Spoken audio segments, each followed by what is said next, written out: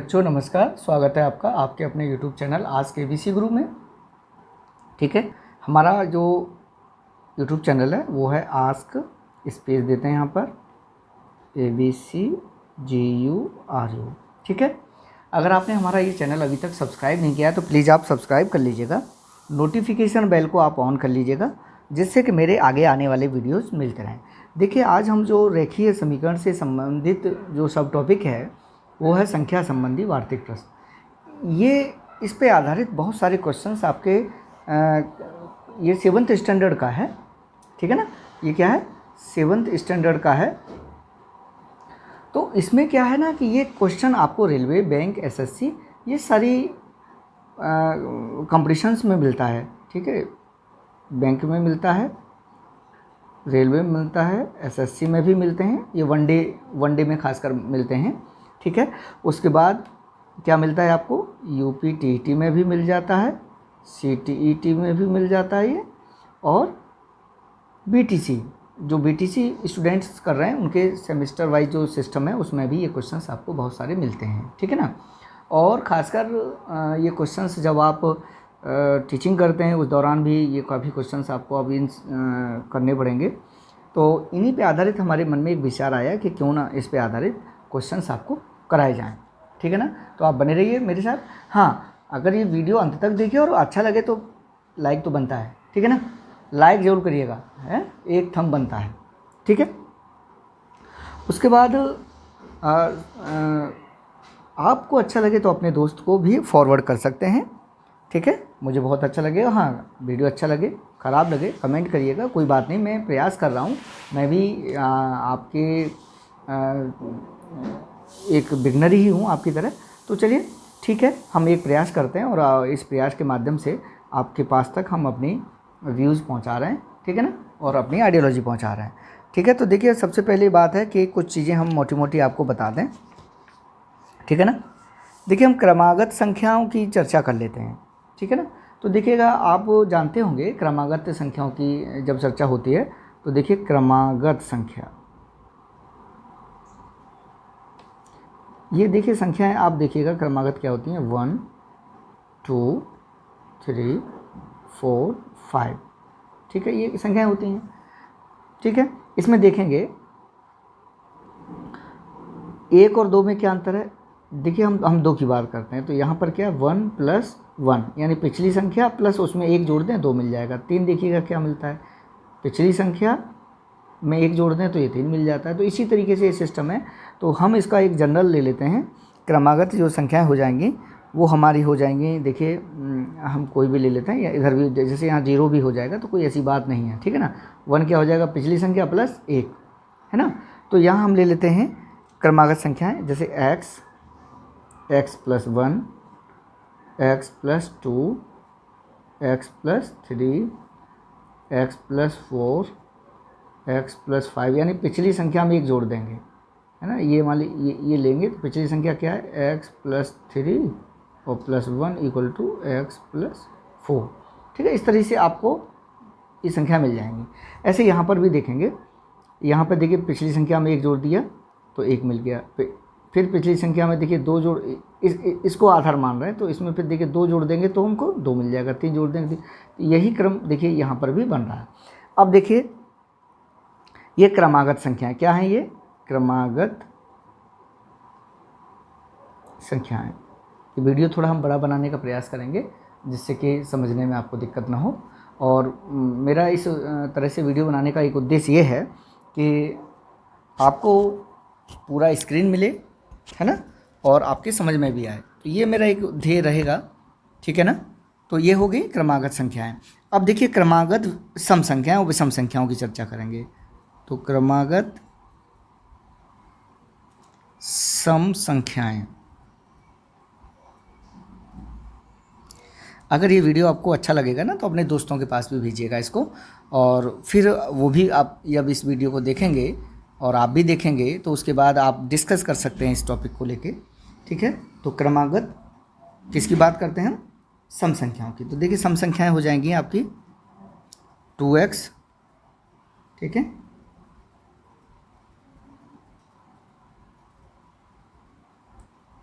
2x plus 2, 2x plus 4, 2x plus 6, इसी तरीके से ये हो जाएंगे। यहाँ पीछे चले जाएंगे, जब पीछे भी चले जाएंगे तो देखिए क्या हो जाएंगी, ये देखिए 2x माइनस 2 हो जाएगी। फिर और पीछे चले जाएंगे तो 2x माइनस 4 हो जाएगी। तो इस तरीके से भी यहाँ पर भी ये हो जाएंगे क्रमागत सम संख्याएं। अब देखिए हम चलते हैं क्रमागत विषम संख्याओं की ओर। ठीक है, क्रमागत, ये हम इसलिए बता रहे हैं कि आगे आने वाले क्वेश्चंस में ये काफ़ी इस्तेमाल होने वाली चीज़ें हैं, क्रमागत विषम संख्याएं।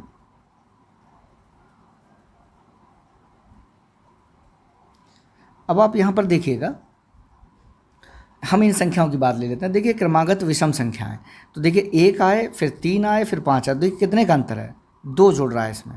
कितना जुड़ रहा है, 2 जुड़ रहा है। और क्रमागत सम संख्याओं की बात करेंगे, है ना, तो देखिए क्या जुड़ेगा, तब भी 2 जुड़ रहा है ना, यही ना हो रहा है। ठीक है, तो आप देखेंगे क्रमागत विषम संख्याओं को जब हम देखेंगे तो ये हो जाएगा, यहाँ पर ये 2 है, तो इसी पहली संख्या को मान लीजिए हम विषम बनाएं तो ये हो जाएगा 2x प्लस 1। तो ये मान लीजिए x बराबर 1 रखेंगे। ठीक है, जब x बराबर 1 रखेंगे तो ये 2 हो जाएगा, और 2 में 1 जुड़ जाएगा, 3 हो जाएगा। ठीक, फिर हो जाएगा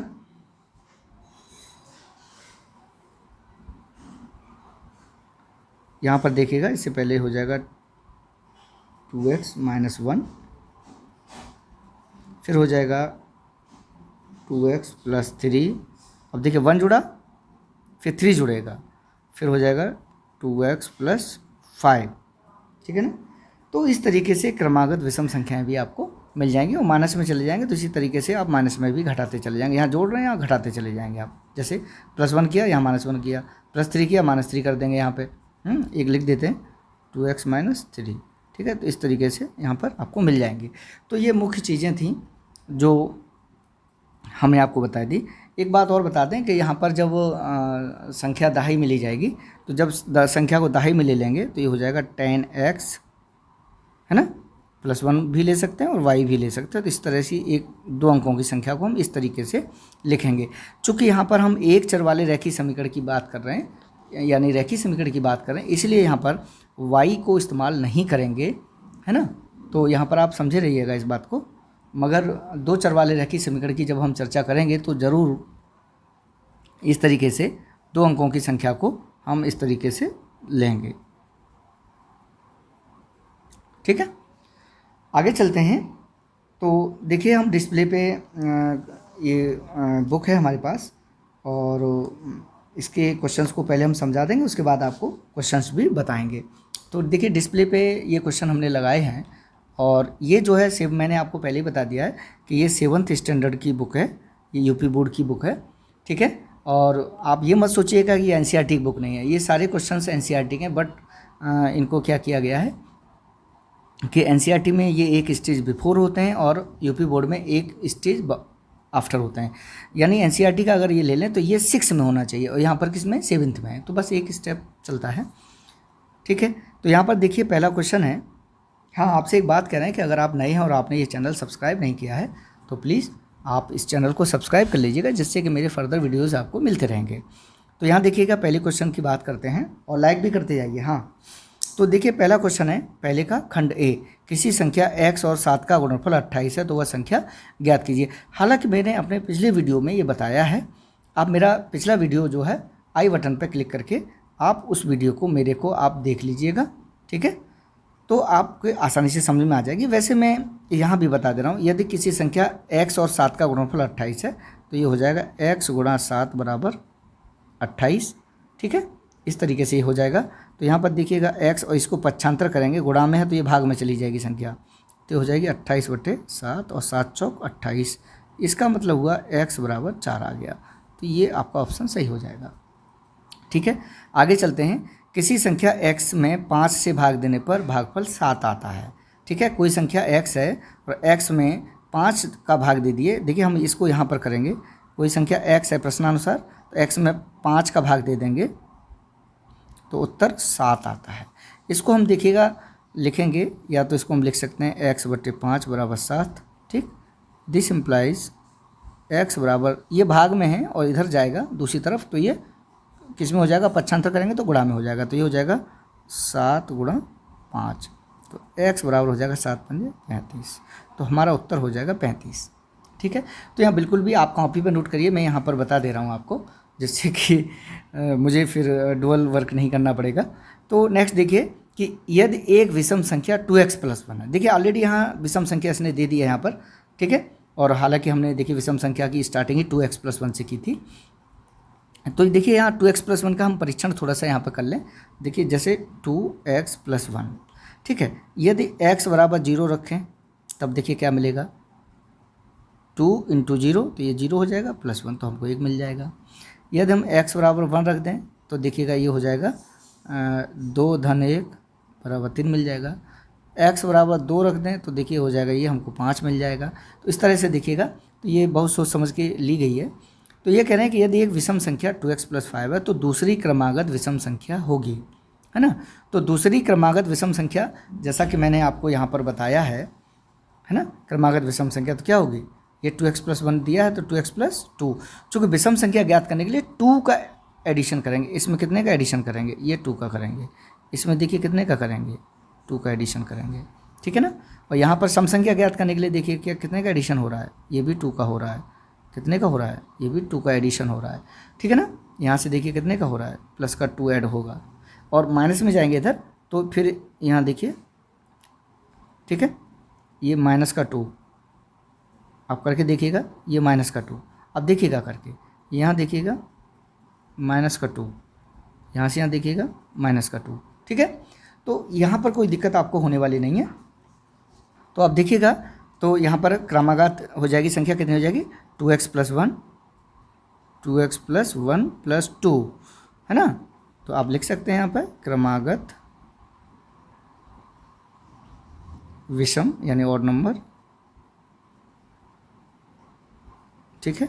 तो ये प्यारे बच्चों हो जाएगी 2x + 3, और ये सेकंड वाला ऑप्शन हमारा सही हो जाएगा। तो मुझे आशा है कि आपको ये समझ में आ रहा होगा। अब चलते हैं क्वेश्चन नंबर 2 की ओर, ठीक है। ये आपके लिए बहुत ही इम्पोर्टेंट है और आपको इसको मिस नहीं करना है, पूरा वीडियो अंत तक देखें, ठीक है। अगर कहीं कन्फ्यूजन वाली बात हो तो वीडियो को रिपीट करके दोबारा देख लें, उससे कोई हर्ज नहीं है। देखिए मैंने पिछले टर्न पे एक वीडियो बनाया था, ठीक है ना, वो उस वीडियो को मैं आई बटन पर भी लगा दूंगा, आप उसको देख लीजिएगा। तो वहाँ पर मैंने जब वीडियो बना रहा था तो यहाँ थोड़ा सा मैंने यहाँ समझाया था रेड पेन से, ठीक है। तो ये वो चीज़ है, मैं समझा रहा था। तो यहाँ पर है देखिए क्वेश्चन नंबर 2 कि कुछ गणितीय कथनों को रेखीय समीकरणों के रूप में अभिव्यक्त किया गया है, सही समीकरणों को छांटिए, ठीक है ना। तो कुछ गणितीय कथनों को क्या दिया गया, रेखीय समीकरण के रूप में अभिव्यक्त किया गया है। तो यहाँ पर पहला हम देखते हैं कि किसी धनात्मक संख्या के 2/3 और 1/3 में अंतर। तो देखिए कोई संख्या मान लीजिए हम x मान लेते हैं, ठीक है। x का 2/3 कितना हो जाएगा, x का 2/3 2x/3 हो जाएगा, x का 1/3 x/3 हो जाएगा। अब ये कह रहे हैं कि 2/3, यहाँ थोड़ा समझने की बात है, और 1/3 में अंतर, तो 2/3 पहले आना चाहिए, है ना, 1/3 बाद में आना चाहिए, मगर इन्होंने क्या किया, 1/3 पहले दे दिया, 2/3 बाद में दिया है, ठीक है। तो ये गलत हो गया, तो इसलिए हमने इस पर क्रॉस मार्क कल बताया था बच्चों को, ठीक है, जब पढ़ा रहे थे ऑनलाइन। तो नेक्स्ट में देखेंगे, तो ये आपके समझ में आ गया होगा। आप इसी तरह से लिखिएगा, माना संख्या बराबर x, और x का 2/3 बराबर 2x/3, और x का 1/3 बराबर x/3। इसका अंतर लिखेंगे, इसका अंतर इस तरह से लिखेंगे आप, तो इसका अंतर बराबर हो जाएगा। वैसे एक्चुअल में आंसर जो होना चाहिए ना इसका, ये होना चाहिए 2x/3 - 1 यानी x/3 = 7। It is correct answer, है ना, ये होना चाहिए, मगर इन्होंने उल्टा दे दिया है, तो ये रॉन्ग हो गया। आगे चलते हैं क्वेश्चन नंबर खंड बी की तरफ। किन्हीं 2 क्रमागत संख्याओं का योगफल 27 है, कोई भी 2 क्रमागत संख्या। तो जब कोई भी क्रमागत संख्याओं की बात करते हैं तो देखिए हम अभी यहाँ पर आपको थोड़ा सा दिखा देते हैं डिस्प्ले पर। ये देखिए क्रमागत संख्याएँ, ये क्रमागत संख्याएँ हैं, ठीक है। तो यहाँ कोई भी ले लो, x + 1 लेके हल करेंगे, देखो x और x + 1 ले लें, या x+1 x+2 ले लें या x+2 x+3 ले लें, चाहे जैसे ले लेंगे ये उत्तर सही आ जाएगा, निकल आएगा। ठीक है ना। तो यहाँ पर देखेंगे इस क्वेश्चन को कि दो क्रमागत संख्याएं अब इन्होंने ली x+x+1 बराबर 27, तो ये बिल्कुल सही है। और यहाँ पर x+1 है ना प्लस x+2 होता तब भी वो कहीं ना कहीं से ये सही हो जाता, कोई दिक्कत उसमें थी नहीं। सी है किसी संख्या के दूने में 8 जोड़ने पर योगफल 50 है। किसी संख्या के दूने में, यानी कोई संख्या मान लीजिए हमने 22 मान ली और उसका दूना 2 हो गया और उसमें 8 जोड़ दिया तो योगफल 50 हो गया। ये बिल्कुल सही है, ये समीकरण रैखिक समीकरण है, वो बिल्कुल ये करेक्ट है। आगे चलते हैं। किसी संख्या के 2/3 में 17 जोड़ने पर योगफल 19 प्राप्त होता है। संख्या मान लीजिए x है, ठीक है, यहाँ लिख सकते हैं आप माना संख्या बराबर x और x का 2/3 बराबर 2x/3 जैसे हमने यहाँ पे निकाला है, तो ठीक है, और उसमें 17 जोड़ देंगे तो 19 हो जाएगा। तो ये बिल्कुल करेक्ट है। ठीक है, अब चलते हैं क्वेश्चन नंबर 3 की ओर। तो क्वेश्चन नंबर 3 हमने पिछले वीडियो को आई बटन पे हमने लगा दिया है, उसको आप देख लीजिएगा। तो क्वेश्चन 3 और क्वेश्चन 4 आपको वहाँ पर मिल जाएगा, ठीक है ना। नहीं तो चलिए हम यहीं पर करा देते हैं, कोई ऐसी बात नहीं है। तो यहाँ पर देखिएगा एक संख्या का 1/2, तो आप हल लिखेंगे और हल में देखेंगे कि माना संख्या बराबर x है ना। अब x का 1/2 बराबर x/2 है ना, और x का 1/4 बराबर x/4।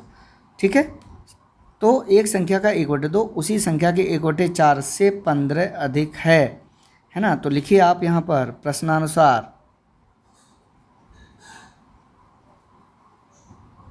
प्रश्नानुसार क्या कह रहा है कि संख्या का 1/2 यानी x/2 बराबर x/4 प्लस 15। ठीक है, आप दूसरे तरीके से भी लिख सकते हैं, इससे 15 अधिक है ना, आप ऐसे भी लिख सकते हैं। तो ये हो जाएगा x/2 माइनस x/4 बराबर 15। तो देखिए एलसीएम कितना आ जाएगा, एलसीएम 4 आ जाएगा। अगर आप एलसीएम नहीं लेना जानते हैं तो मैं देखिए 2,4, 2 का भाग देंगे 2 में 1 बार जाएगा और 2 का 4 में जाएगा 2 बार, फिर 2 का 1 में, ये तो हो ही गया, 2 एकम 2, तो लासा हो जाएगा प्यारे बच्चों 2 गुणा 2 बराबर 4। ठीक है, तो 4। अब क्या करते हैं इसमें, एक तो तरीका ये है कि 4 एलसीएम हो गया, तो अब 2 का भाग 4 में देंगे 2 बार जाएगा और 2 का गुणा जिस 2 के ऊपर वाली संख्या में करेंगे तो ये हो जाएगा 2x, ऋण का चिन्ह है तो ऋण, और 4 का भाग 4 में देंगे 1 बार जाएगा और 1 का गुणा 4 के ऊपर वाली चर में कर देंगे तो ये हो जाएगा x बराबर 15। तो प्यारे बच्चों ये हो जाएगा 2x में से x गया, x बचा, x/4 बराबर 15 और x बराबर हो जाएगा 60। तो संख्या कितनी निकल आएगी, 60। तो ये आपका क्या हो जाएगा, आंसर हो जाएगा। ठीक है, तो ये क्वेश्चन 3 आपका कंप्लीट हो गया। चलते हैं क्वेश्चन 4 की ओर। तो देखिए प्यारे बच्चों, आप देखिए ये क्वेश्चन 4 है, एक संख्या 7 से 4 बड़ी है। तो यहाँ पर फिर वही बात, माना, गणित में माना का बड़ी वैल्यू है, माना संख्या बराबर x। ठीक है, ठीक है, तो प्रश्नानुसार थोड़ा लिखने का तरीका आप इस तरह से आप डालिएगा कि संख्या जो है 7 से 4 बड़ी है। कितनी बड़ी है, 7 से 4। तो प्रश्नानुसार हो जाएगा संख्या बराबर 7-4। संख्या प्लस 4 बराबर 7 ना कर दीजिएगा, गड़बड़ा जाएगा, तब फिर ये 7 बड़ा हो जाएगा। ठीक है, तो संख्या बराबर x = 7 और 4 कितना हुआ, 7-4, तो x = 11। ये आपका आंसर हो गया। ठीक है, अतः संख्या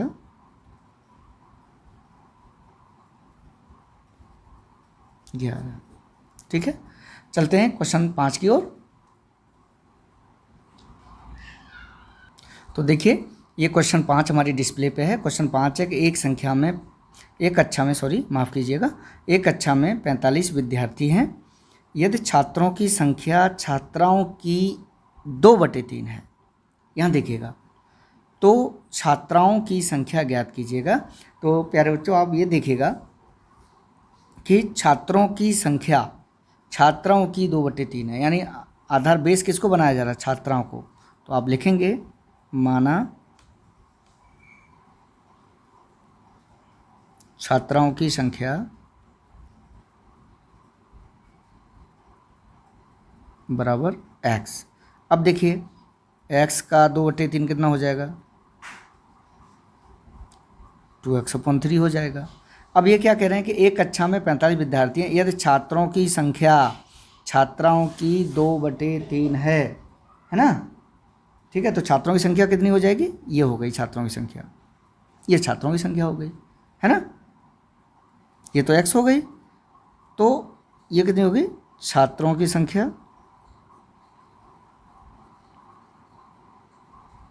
बराबर 2x/3, ये हो गई ना। अब देखिए हम साफ साफ लिख दें 2x/3, चलिए कोई दिक्कत नहीं है, साफ लिख दिया, ठीक है। अब देखिए प्रश्न क्या कह रहा है, ठीक है, ये कह रहा है कि दोनों मिला के कितने विद्यार्थी हैं? 45 हैं। तो ये कह रहा है कि छात्रों की संख्या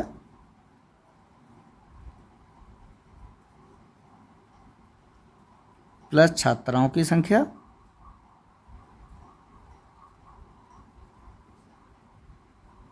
बराबर 45, ठीक है। छात्रों की संख्या कितनी होगी? 2x/3 हो गई, 2x/3। छात्राओं की संख्या x हो गई बराबर 45। यहाँ देखिएगा हल करेंगे इसको, तो ये हो जाएगा 1, ठीक है, एलसीएम 3 आ जाएगा, तो ये हो जाएगा 2x + 3x = 45।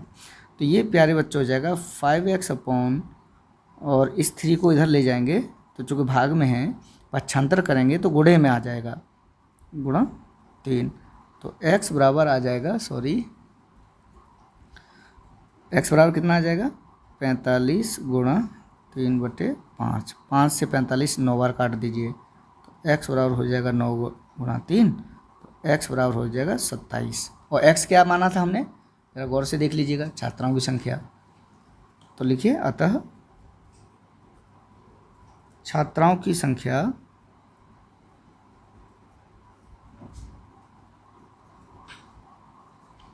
बराबर 27, यही आपका आंसर है, ठीक। तो अब चलते हैं नेक्स्ट क्वेश्चन की ओर। हाँ, लाइक करते जाइए वीडियो को, ठीक है, लाइक नहीं करेंगे तो कैसे काम चलेगा, हाँ। तो चलिए चलते हैं क्वेश्चन नंबर 6 की ओर। तो क्वेश्चन 6 है कि एक संख्या के, तो देखिए क्वेश्चन 6 है, एक संख्या के 1/3 भाग में से उसका 1/4 भाग घटाने पर 4 शेष है, संख्या बताइए। तो देखिए ये क्वेश्चन है, तो आप लिखिए माना संख्या बराबर x, ठीक है। अब देखिएगा संख्या के 1/3 भाग में से संख्या का 1/3 बराबर x/3, संख्या का 1/4 बराबर x/4। अब प्रश्न क्या कह रहा है कि संख्या के 1/3 भाग में से 1/4 भाग को घटाने पर शेष 4 बचता है। तो लिखिए आप प्रश्नानुसार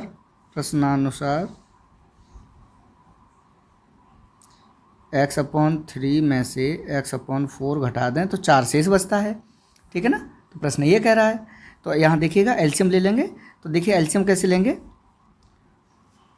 देखिए अगर आपने हमारा लासा और मासा वाला वीडियो नहीं देखा है, ठीक है, तो आप आई बटन पे क्लिक करके इस वीडियो को आप अवश्य देख लीजिएगा, है ना, कितना लासा और मासा, ठीक है। तो वो वीडियो आप अवश्य देख लीजिएगा, ठीक है, और हम उस पर लगा देंगे आई बटन पे।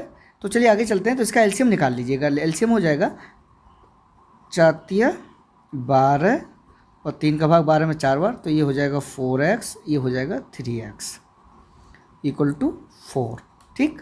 तो 4x में से 3x जाएगा, तो ये बचेगा x, हम थोड़ा सा स्पेस यहाँ ले लेते हैं, तो ये हो जाएगा x/12 इक्वल टू 4। देखिए यहाँ पर ये भाग में है, ठीक है, तो भाग की संख्या को जब पक्षांतर करते हैं तो ये हो जाएगी गुणा में, ठीक, ये किस में, भाग में, यहाँ गुणा में हो जाएगी। तो ये हो जाएगा x बराबर 4 गुणा 12, x बराबर 12 चौक 48 लिखिए। अतः संख्या बराबर 48, यही आपका आंसर हुआ, ठीक है ना। चलिए चलते हैं नेक्स्ट क्वेश्चन की ओर। नेक्स्ट क्वेश्चन हमने लिख के रखा हुआ है डिस्प्ले पे।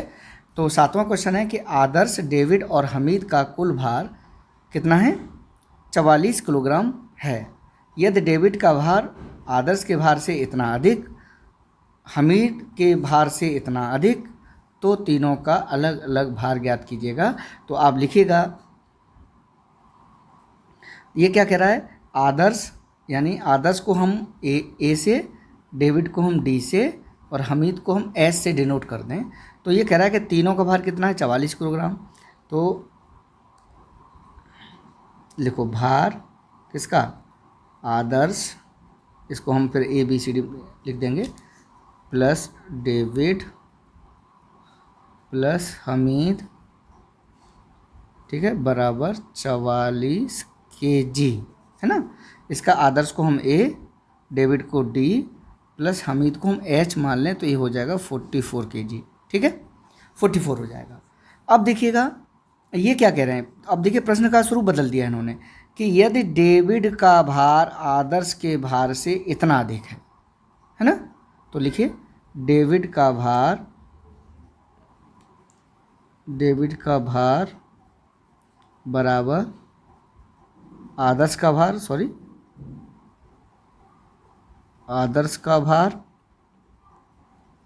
धन 1.3, तो ये हो जाएगा भैया a प्लस 1.3, यानी ये हो गया डी का मान, ठीक। डेविड माने डी, एक तो हमने ये निकाल लिया। फिर लिखा डेविड का भार,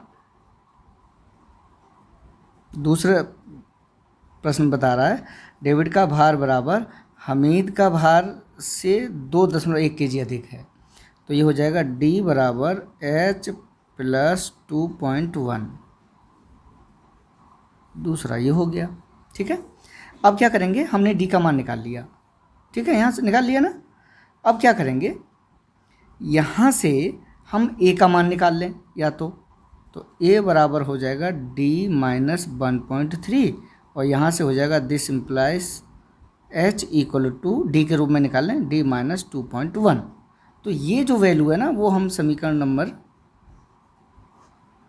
इसको 1 मान लें, इसको 2 मान लें, इसको 3 मान लें, ठीक है। अब देखिए समीकरण 2 व 3 से ए और एच के मान 1 में रखने पर आप लिख लीजिए समीकरण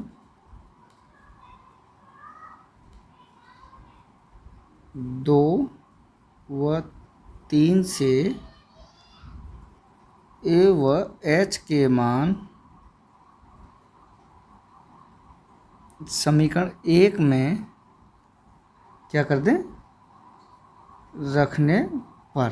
देखिए मान रखेंगे, अभी ए दिख रहा है ना हमको, तो देखिए ए का मान रखेंगे यहाँ से, ये हो जाएगा डी माइनस 1.3 प्लस डी की जगह डी प्लस एच की जगह क्या रख दें, डी माइनस 2.1 इक्वल टू 44, ठीक है। ये बात क्लियर हो गई। आगे चलते हैं, तो यहाँ पर देखेंगे ये कितने डी हो गए, 3D हो गए, माइनस जोड़ लिए कितना हुआ, ये हुआ 3.4 इक्वल टू 44, ठीक। यानी 3D बराबर हो गया, 3 इधर आ जाएगा तो ये हो जाएगा 47.4, ठीक। अब हम चलते हैं नेक्स्ट पेज पर।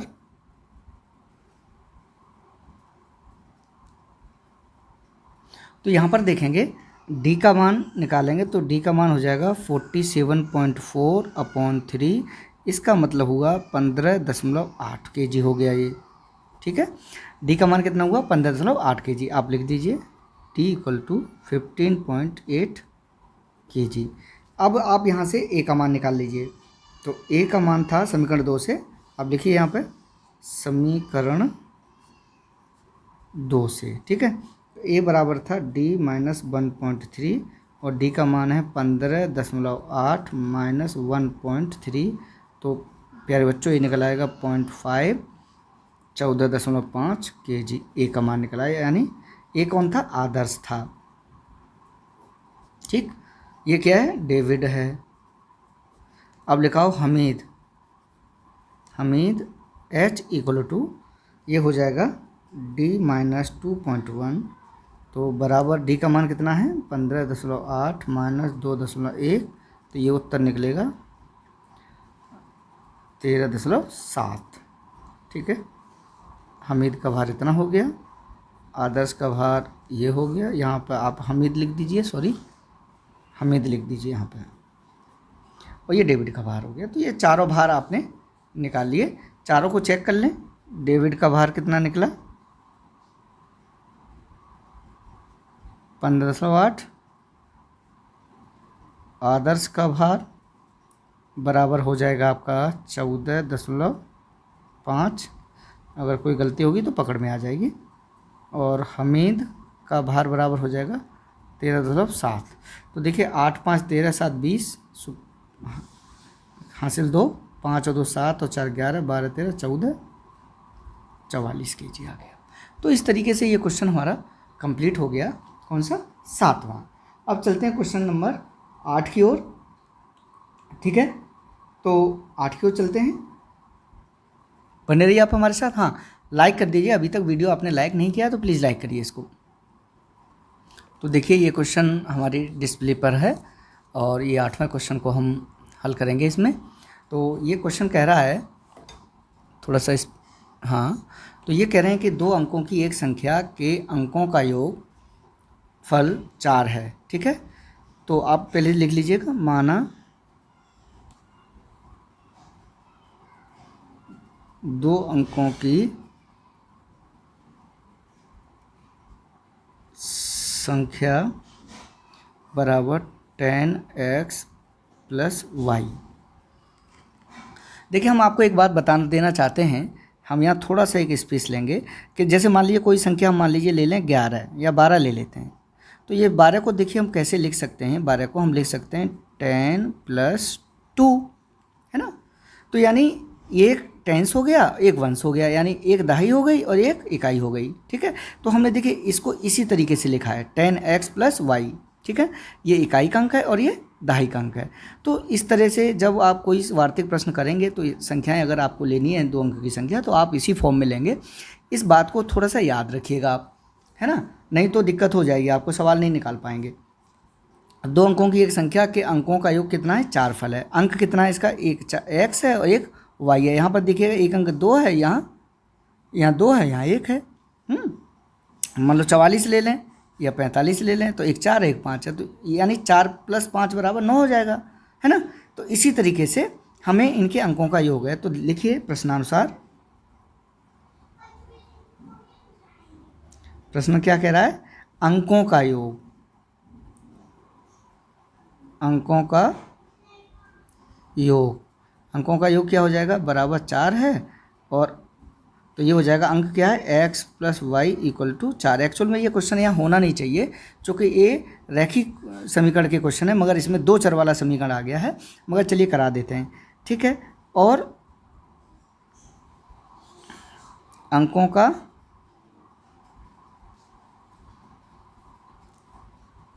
अंकों को घटा दिया तो शेष कितना आ जाएगा? अब लिखिए घटनफल, घटनफल बराबर 2, यानी है x - y = 2। तो एक समीकरण आपका ये हो गया और दूसरा ये हो गया। ठीक, अब लिखिए, आप दिख रहा होगा ना, समीकरण 1 व 2 से। ठीक है, तो ये हो जाएगा x + y = 4, x - y = 2। अब जोड़ दीजिए, ये कट जाएगा, यानी 2x = 6 और x = 3। आपको दिख रहा होगा, गुड। ठीक है ना, x = 3 निकल आया। अब देखिए जब x = 3 निकल आया तो y बराबर निकाल लीजिए, यहीं पर रख दीजिए x = 3, है ना। तो हम थोड़ा सा स्पेस ले लेते हैं, हम नेक्स्ट पेज पे नहीं जाएंगे, है ना। तो ये इसमें रखिए x = 3, लिखिए x का मान समीकरण 1 में रखने पर, तो देखिए हो जाएगा 3 + y = 4 और y = आ जाएगा 1, तो हो जाएगी। अतः संख्या क्या हो जाएगी भैया, संख्या बराबर हो जाएगी 10x + y बराबर 10, x कितना है 3 है, प्लस y 1 है, तो बराबर हो जाएगा 30 - 1 बराबर 31। यही आपका आंसर है। तो इस तरीके से ये क्वेश्चन नंबर 8 हो जाएगा। ठीक है, आगे चलते हैं, हम क्वेश्चन 9 कराएंगे और 9, 10, 11 सेम है। ठीक है, 9, 10, 11 क्या है, सेम है। देखिए क्वेश्चन नंबर 9 देखिए, 2 क्रमागत संख्याओं का योगफल 21 है, उन संख्याओं को बताइए। ठीक है ना, तो इस तरीके से आप इनको कर सकते हैं।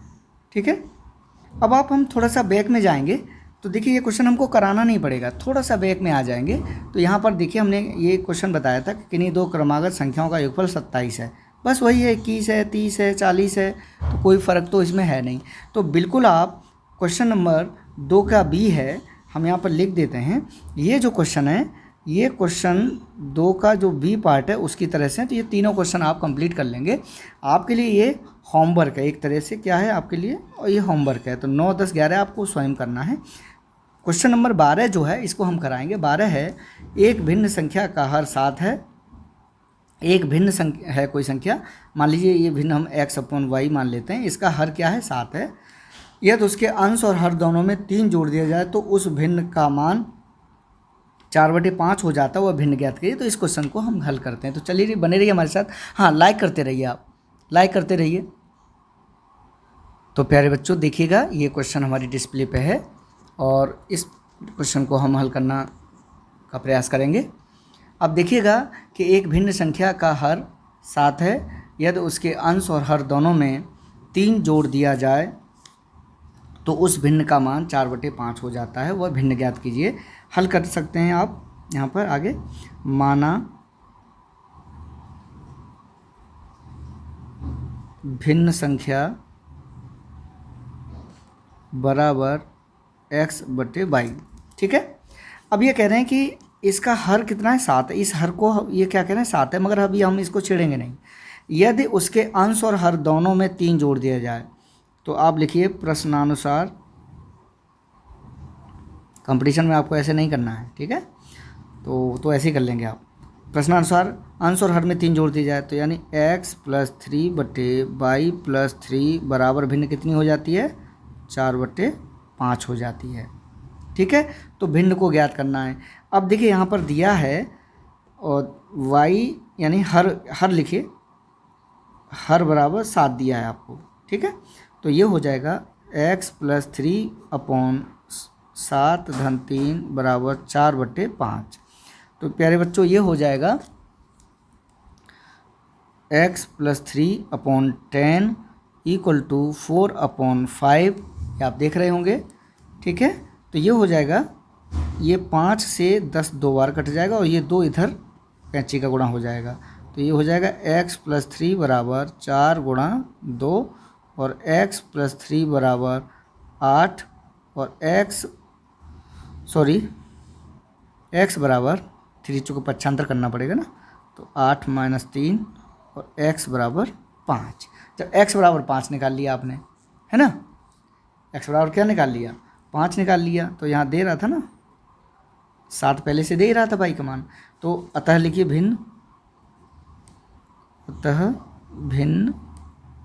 संख्या बराबर 5/7, यही आंसर है आपका।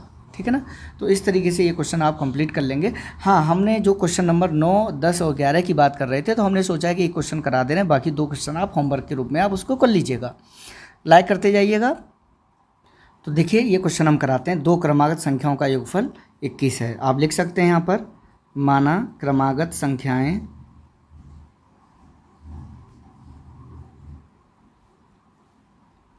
x + 1 है। ठीक है, आप कोई भी ले लीजिए, x + 1 x + 2 ले लीजिए, कोई फ़र्क नहीं पड़ने वाला है। ठीक है, तो इनका योगफल कितना हो गया है। अब देखिए प्रश्नानुसार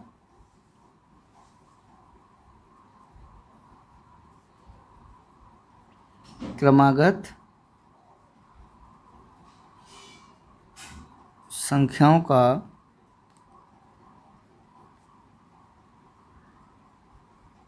योगफल बराबर 21, यानी x एक कोष्टक में plus x plus 1 equal to 21। ठीक है, हमको लग रहा है इतने में आ जाना चाहिए। तो ये हो जाएगा 2x plus 1, 2x plus 1 equal to 21 और 2x बराबर 21 माइनस 1, तो 2x बराबर 20 और x बराबर 10। एक संख्या हो जाएगी। दूसरी क्रमागत संख्या बराबर x प्लस 1 इक्वल टू 10 धन 1 इक्वल टू 11। ठीक है, तो इस तरीके से ये दोनों क्रमागत संख्याएं हमने निकाल ली। अब लिख सकते हैं आप, अतः क्रमागत संख्याएं क्रमशः हो जाएगी, क्रमशः कह लो, कोई दिक्कत नहीं, 10 व 11, यानी 10 और 11 है। ठीक है, तो ये आंसर हो जाता है हमारा। तो देखिए इसी तरीके के दो पैटर्न पे दो क्वेश्चन और हैं। हालांकि हमने सोचा था कि ये क्वेश्चन आपको होमवर्क में दे दें, मगर हमने 9वां क्वेश्चन हमने करा दिया है। 10वां और 11वां। 10वां है दो क्रमागत संख्याओं का योगफल 30 है, उन संख्याओं को ज्ञात कीजिए। 11वां है दो क्रमागत संख्याओं का योगफल 40 है, उन संख्याओं को ज्ञात कीजिए। तो प्यारे साथियों, प्यारे बच्चों, प्यारे दोस्तों, मित्रों, अब ये कंप्लीट एक्सरसाइज हमारी हो गई है। ठीक है, मिलते हैं नेक्स्ट वीडियो में। हाँ, वीडियो अच्छा लगा हो तो लाइक कर दीजिएगा, नहीं लगा हो डिसलाइक कर दीजिएगा, कोई दिक्कत नहीं है। अगर अच्छा लगा हो तो अपने दोस्तों को भी फॉरवर्ड करिएगा, जिससे कि आपके दोस्त देख लें, आप देख लीजिएगा, दोनों लोग डिस्कस कर सकते हैं इस टॉपिक पर। ठीक है, अगर वीडियो थोड़ा सा कम समझ में आया हो तो दोबारा देख लीजिएगा, क्वेश्चन समझ में आ जाएंगे। और हाँ, नोट करने की आदत डाल लीजिएगा। बड़ी मेहनत से मैंने बनाया है वीडियो, तो आप भी नोट करेंगे तो ज़्यादा अच्छा रहेगा, मुझे भी अच्छा लगेगा, क्योंकि मेरे पढ़ाने से आपको कुछ लाभ हो रहा है तो निश्चित तौर पे मुझे बहुत अच्छा लगेगा। चलिए मिलते हैं। हाँ, अगर आप नए हो, चैनल सब्सक्राइब नहीं किया तो सब्सक्राइब कर लीजिएगा, बेल नोटिफिकेशन को ऑन कर लीजिएगा। मिलते हैं नेक्स्ट वीडियो में। आपका दिन शुभ हो।